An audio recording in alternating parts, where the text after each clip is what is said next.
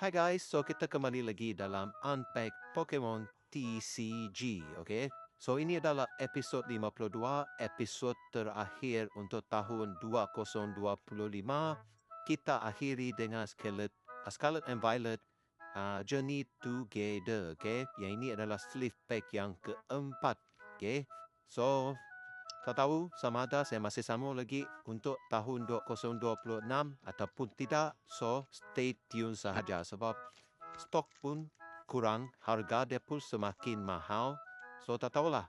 Okay, kita letak dekat jam, ambil lucky jam dekat Gengar dahulu. Terus kita gunting, okay?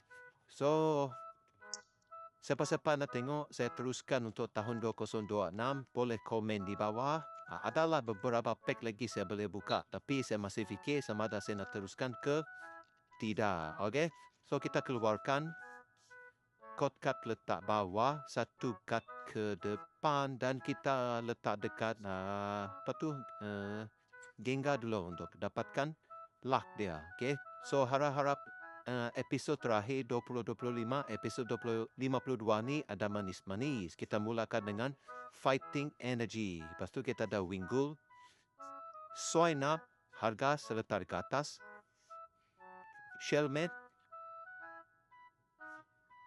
Shelgon, Shelgon, Escavalier, cantik awat ni, Brooks Scouting,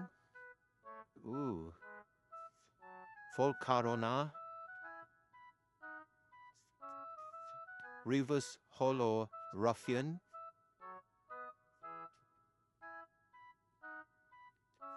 Reverse Hollow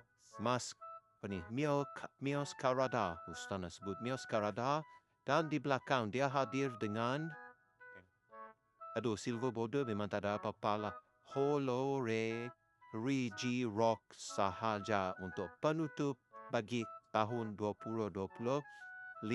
Okay? So sila komen kalau kamu nak tengok saya sambung balik untuk tahun 2026 nanti. Okay? So tak ada manis-manis untuk episod yang terakhir, episod 52. Okay? Itu saja.